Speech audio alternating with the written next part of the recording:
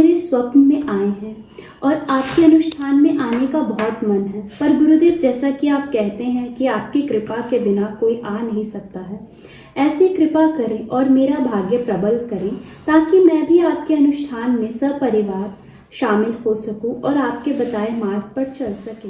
बहुत तरह की बातें, बहुत तरह की चीज़ें ऐसी होंगी जिनमें आपको बार बार असुविधा का अनुभव होगा या ऐसा लगेगा कि वो आप नहीं कर पाएंगे या नहीं कर पा रहे हैं। उस अवरोध को, उस व्यवधान को, उस समस्या को पराजित करके ही आप फिर अपने लक्ष्य की पूर्ति कर सकते हैं। गुरु तो आवाज देता ही है, गुरु तो पुकार देता ही है, लेकिन आपका जो मन है वो प्रकल्प और विकल्प पर बैठाता है आपको। तो अगर हम उस पर विजय पा लें तो फिर ठीक हो जाता है।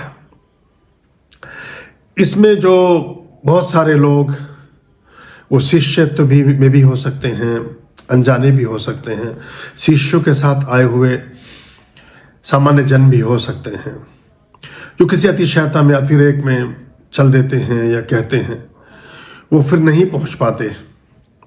उसी के लिए कुछ सुनिश्चितता के नाते अभी थोड़ा सा पंजीकरण और उस तरह की चीज़ें रखी गई हैं अनुष्ठान में, ताकि एक निश्चितता आपके मन की भी पता चले और बाकी चीज़ें भी फिर उसी तरह से गतिमान हो और व्यर्थता ना हो, चाहे समय की हो, चाहे पदार्थ की हो, चाहे धन की हो, चाहे भाव की हो, चाहे करुणा, चाहे प्रेम, चाहे कुछ भी, साथ और सानिध्य की ही क्यों ना हो। तो जैसे हमने एक हूक दी, हमने एक आवाज़ दी, हमने एक आह्वान किया, हमने एक पुकार दी, अब ये पुकार के पीछे जो सचेष्ट होना है, यहाँ से आपकी परीक्षा प्रारंभ होती है।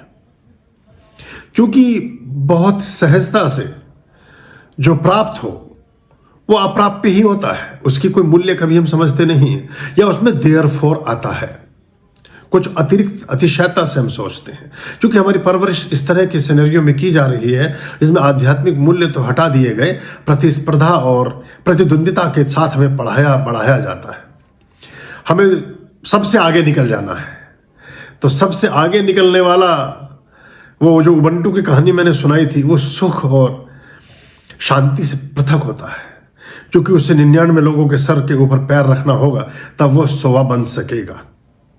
लेकिन 99 लोगों के सर पर पैर रखने की मन स्थिति क्या प्रसन्नता और आनंद देती है क्या? तो फिर उसके लिए हिटलर और ट्रूमैन बनना पड़ेगा कि 10 करोड़ लोगों को उन्होंने 10 लाख लोगों को एक ही दिन में मार दिया, और वो प्रेस कॉन्फ्रेंस कर रहे हैं अगले दिन। द्वितीय विश्व युद्ध की बात है, ट्रूमैन अमेरिका के राष्ट्रपति थे तब। तो ये बड़ा मुश्किल हो जाता है कहना। तो हम ये देखें और उस हिसाब से फिर चीज़ों को निश्चित करें तो चीज़ें ठीक होती हैं। तो कहने का तात्पर्य ये है कि हमने ये सारा आयोजन चुना, अब कुछ कदम तो आपको भी चलना है।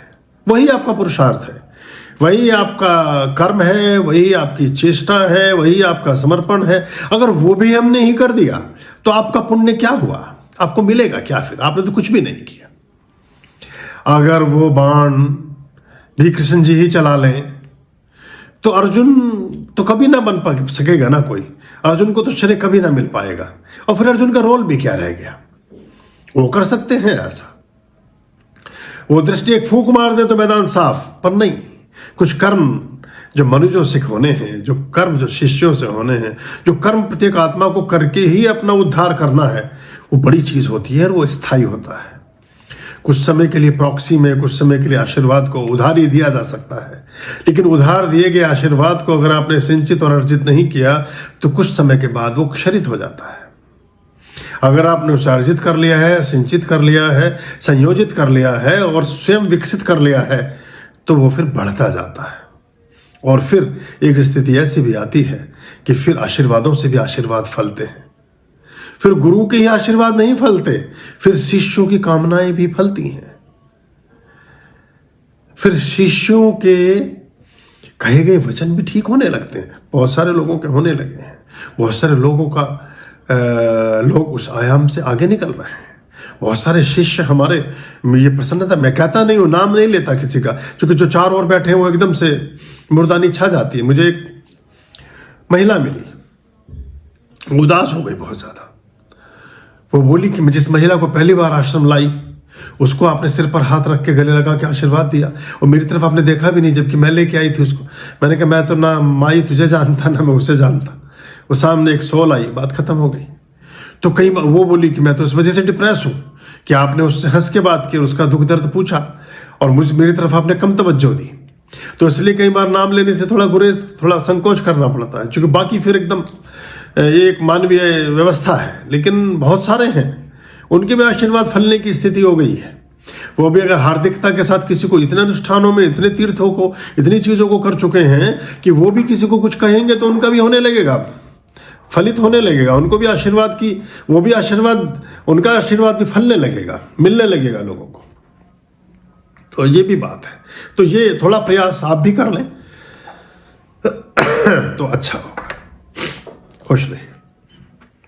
आर्यं शरणं शुभमस्तु, संभवकरणं हरमस्तु, देवं वर्णं कर्मस्तु, पापं चरणं परमस्तु, पापं धर्मं मर्मस्तु, तारं कर्मं धर्मस्तु, हृदयं बीजं धर्मस्तु, शोकं दुःखं हरमस्तु, शोकं दुःखं हरमस्तु। आर्यं शरणं शुभमस्तु, संभवकरणं हरमस्तु, देवं वर्णं कर्मस्तु, पापं चरणं परमस्तु, पापं धर्मं मर्मस्तु, तारं कर्मं धर्मस्तु, हृदयं बीजं धर्मस्तु, शोकं दुःखं हरमस्तु, शोकं दुःखं हरमस्तु, पापं धर्मं मर्मस्तु, तारं कर्मं धर्मस्तु, हृदयं बीजं धर्मस्तु, शोकं दुःखं हरमस्तु, शोकं दुःखं हरमस्तु, शोकं दुःखं हरमस्तु।